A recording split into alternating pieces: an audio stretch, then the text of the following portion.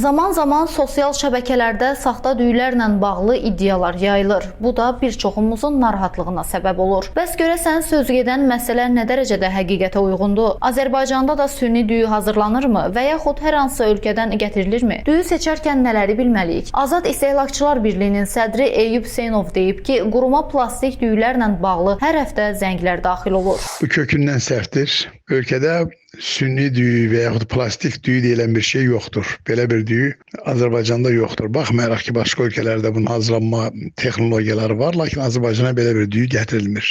Azərbaycanda yerli düyüçülüyün inkişaf üçün yaxşı şərait var. Qədim zamanlardan Azərbaycanda düyüçülük olubdur. Lakin Azərbaycanda istehsal olunan düyülər cəmi Azərbaycanda satılan düyülərin 15-20%-dən çoxunu təşkil etmir.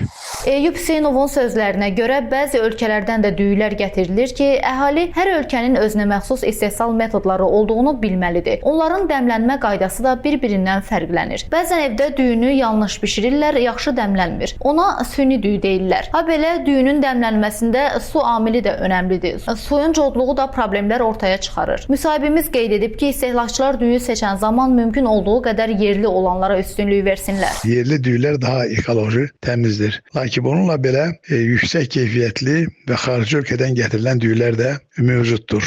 Düyülərin çox cilalanmış, parıldayan necə dəli olmasına istehlakçı aldanmamalıdırlar. Düyü nə qədər çox cilalanırsa, o qədər o nüvəsinə yaxındır, o qədər onun qidalıq keyfiyyəti aşağıdır. Düyü yaxşı olar ki, az cilalanmış olsun, hətta sarı rəngə çalar olsa heç də pis olmaz.